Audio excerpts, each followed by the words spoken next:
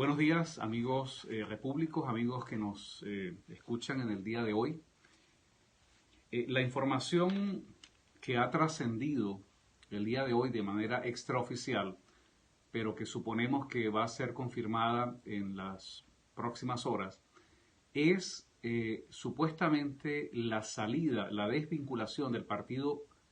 Acción Democrática de la Mesa de la Unidad Democrática, de la MUD. Esto ocurre en un contexto donde se verifica la bancarrota política de esa falsa oposición. Este es un evento que es importante examinar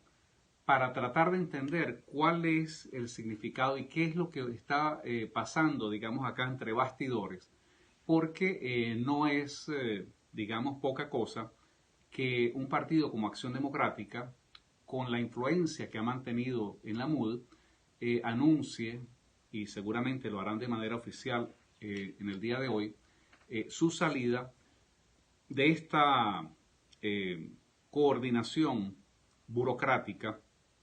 que ha sido denominada la Mesa de la Unidad Democrática. Fundamentalmente, lo que está planteado acá es la verificación del fracaso de las posiciones y las posturas políticas de la MUD, que han sido el reflejo de las posturas políticas de las franquicias partidistas que integran esta alianza, este branding, este producto de mercadeo que ha sido incapaz de llevar adelante una postura, una posición política de confrontación contra la dictadura, la narcodictadura de Nicolás Maduro. Estas políticas se han reflejado como una posición de la MUD en una serie de contradicciones y de incoherencias que cuando ellos sienten que les conviene, pues participan en elecciones. Cuando ellos se sienten presionados y tratan de recuperar cierta credibilidad, entonces ellos, como lo hicieron recientemente, se esconden dentro de una consigna muy insincera de llamado a la abstención, pero que lo que busca es enmascarar lo que es la verdadera política colaboracionista de la Mesa de la Unidad Democrática. Y esta política, que es la que está entrando en crisis estos días, es la política de la negociación con el régimen de Nicolás Maduro. La razón por la cual Acción Democrática quiere salirse, quiere zafarse ahora de la MUD, es porque ellos están vislumbrando un escenario en el cual ellos podrían negociar individualmente con el régimen para obtener más prebendas. Nosotros lo denunciamos el año pasado. La adjudicación de estos 4 gobernadores serviles, miembros de Acción Democrática, por parte del gobierno no era más que una manera de confirmar la negociación que mantenía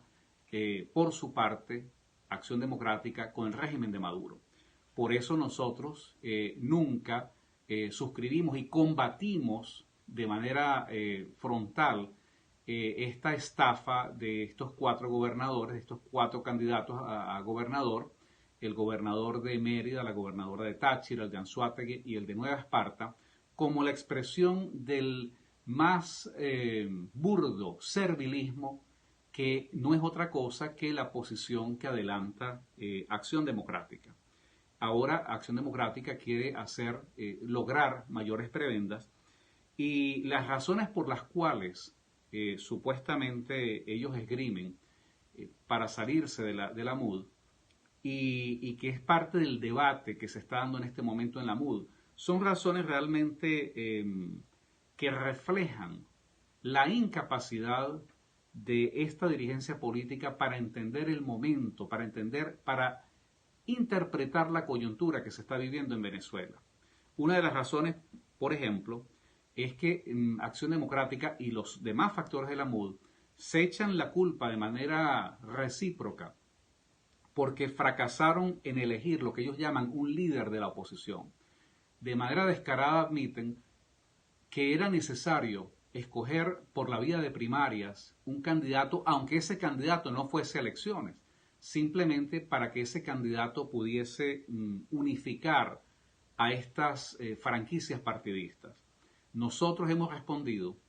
que es una estafa absoluta intentar escoger un líder que va a ser la expresión política de una tesis que no conduce a nada. Nosotros hemos planteado que la discusión no puede ser sobre la base de las simpatías o antipatías personales o sobre la base de escoger un vocero,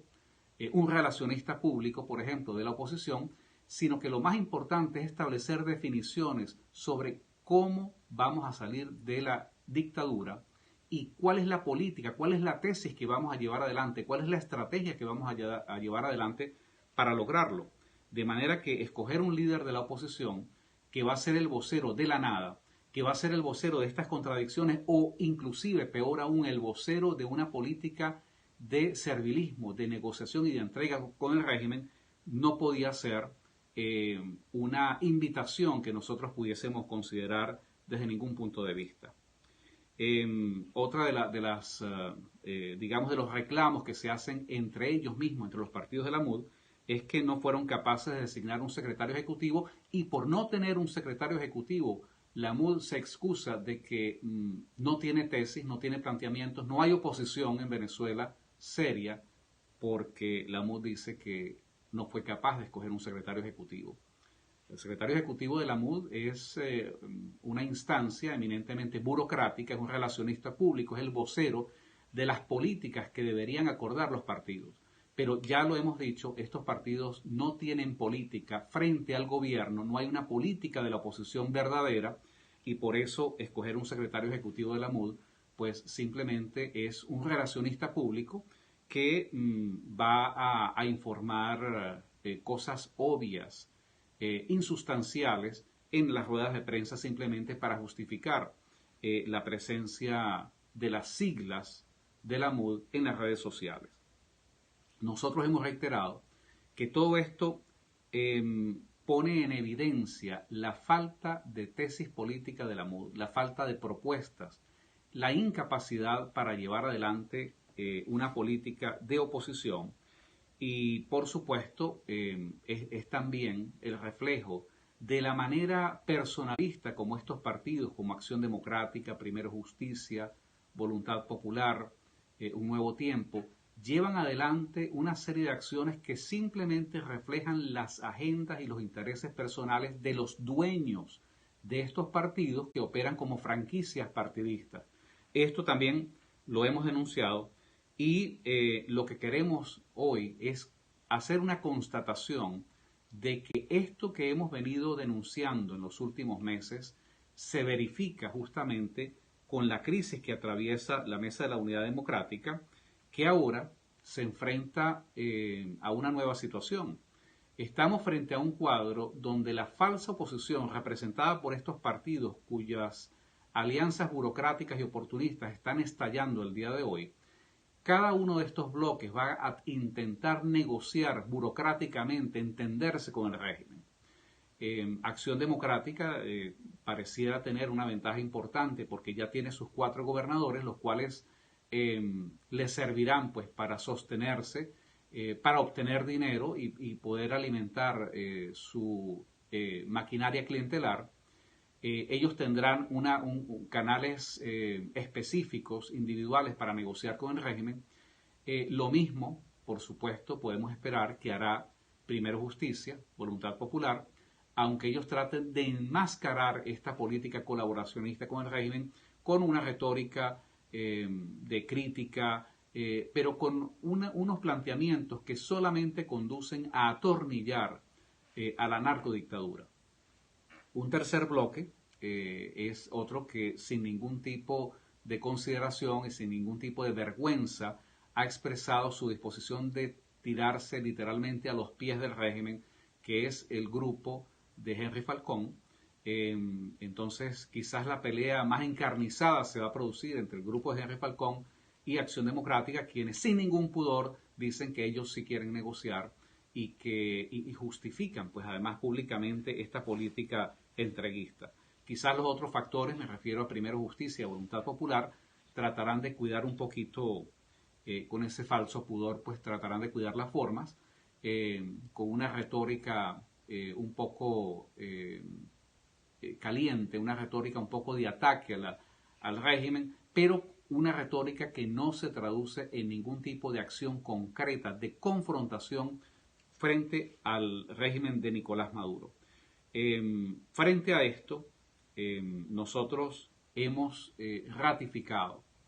que lo que nos diferencia a los repúblicos de la falsa oposición es la calidad del planteamiento político. Nosotros estamos en una posición de batalla, de guerra frontal contra el régimen.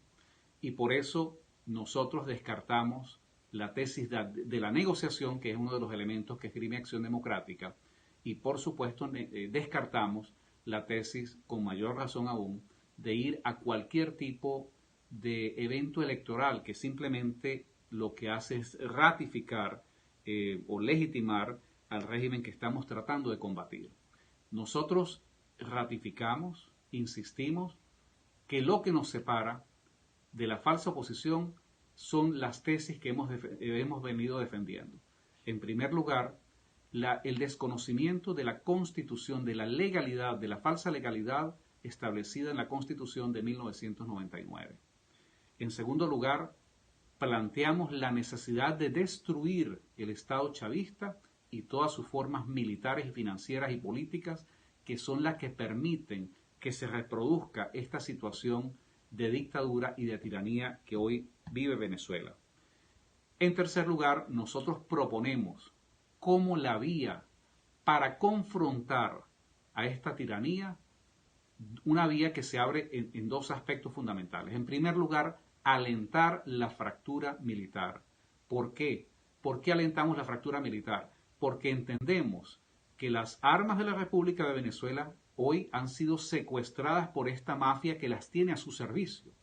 Y nosotros tratamos de incentivar a factores que se inspiran en la moral y en la honestidad dentro de las Fuerzas Armadas venezolanas para que se levanten en armas en contra de este régimen. Las armas son necesarias porque eso es lo que ha marcado la diferencia entre la correlación de fuerzas de un Estado que no es tal, sino que opera como una pandilla con los recursos del Estado, y el resto de la sociedad venezolana, que es el 90% que está subyugada por esta minoría. El segundo aspecto de esta confrontación es la necesidad de convencer a nuestros aliados, a la comunidad internacional, sobre la impostergable necesidad de una intervención militar internacional, una coalición multinacional que conjuntamente con factores internos dentro de las Fuerzas Armadas venezolanas puedan confluir y tener la capacidad militar para derrocar a este régimen, que no hay otra manera, no es la negociación, no es la vía electoral, sino una confrontación por la vía de la fuerza. Sobre estas dos vertientes nosotros hemos venido argumentando, las hemos venido exponiendo. Y el punto final de nuestro planteamiento como repúblicos es la necesidad de que sobre las cenizas de ese Estado chavista, sobre lo que está quedando de Venezuela como una nación en vías de extinción, nosotros proponemos construir, refundar la nueva República de Venezuela. Una república sin adjetivos y una república donde la única igualdad posible sea la de todos los ciudadanos frente a la ley.